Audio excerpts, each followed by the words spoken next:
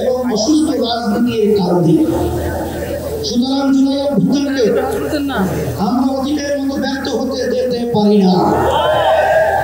১৬ই জুলাই অভ্যুত্থানে জীবন উৎসর্গকারী বীর যোদ্ধাদের স্মরণ করছি। তাদের শোকাহত পরিবার পরিজনের প্রতি সমবেদনা জ্ঞাপন করছি। আহত ক্ষতিগ্রস্ত সকলের প্রতি সম্মান ও কৃতজ্ঞতা জানাচ্ছি।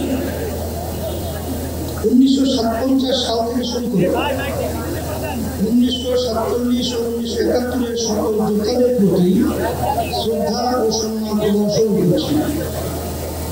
ভাইরা আমার, দুর্নীতি দুঃশাসনমুক্ত সমৃদ্ধ ও উন্নত রাষ্ট্র নির্মাণের জন্য দেশের মানুষ শত শত বছর ধরে আত্মত্যাগ করে যাচ্ছে। সুশাসন প্রতিষ্ঠার জন্য ভক্তের নজরানা পেশ করে যাচ্ছে। তার ওই ধারাবাহিকতায় ২৪শে জুলাই আগস্টে ও আরেকটি গণ অভ্যুত্থান হয়েছে। আমাদের অতীতের আত্মত্যাগ বিফলে গেছে ভুল নীতি এবং অসুস্থ রাজনীতির কারণে। সুতরাং জুলাই অভ্যুত্থানকে আমরা অতীতের মতো ব্যর্থ হতে যেতে পারি না। আবু সাঈদের মৃত্যু আমাদের স্মৃতিতে অম্লান হয়ে আছে। আহতরা এখনো ক্ষত বয়ে বেড়াচ্ছে। তাই প্রয়োজনীয় রাষ্ট্র সংস্কার এখনই করতে হবে। অতীত স্বৈরতন্ত্রের সাথে জড়িতদের বিচার করতে হবে। আরেকটা কথা স্পষ্ট ভাষায় বলে দিতে চাই, পিআর পদ্ধতিতে নির্বাচন আয়োজন করার কোনো বিকল্প নাই। আজকের এই জনসমুদ্র পিআর পদ্ধতি নির্বাচনের পক্ষের জনসমুদ্র।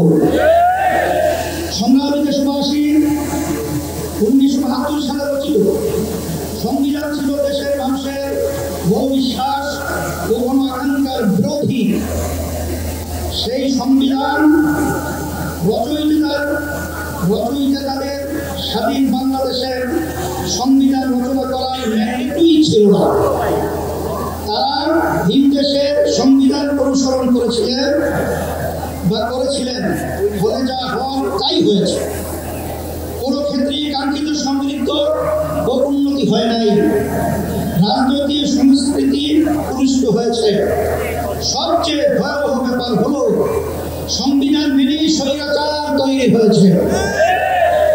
এজন্যই আমরা সংস্কারের প্রশ্নে অটল অবিচল ও আপোষহীন অবস্থান নিয়েছি।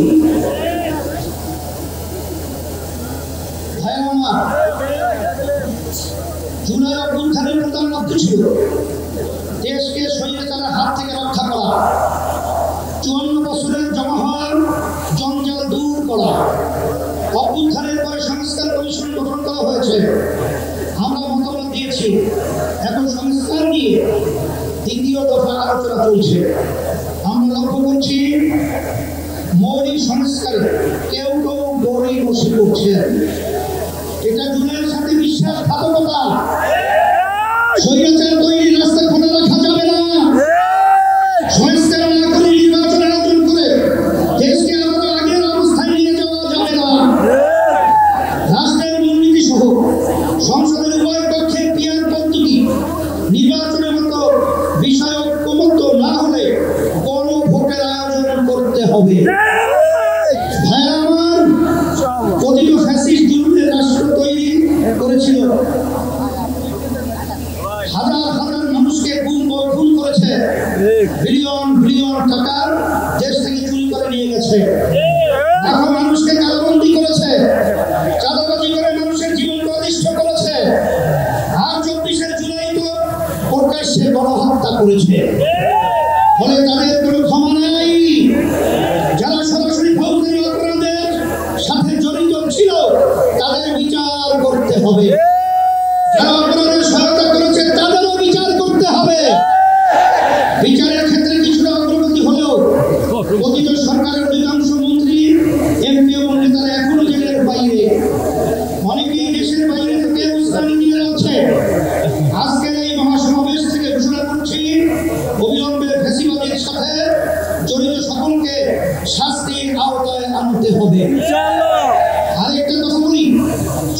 কোর্টে বিচারপতি নিয়োগ নিয়ে অতীতের মতোই বাতাসে নানা রকম কথা ভাসছে। আমরা আমাদের চোখ কান খোলা রেখেছি। যোগ্যদের বাদ দিয়ে যদি তথাকথিত শপথবদ্ধ রাজনীতিবিদ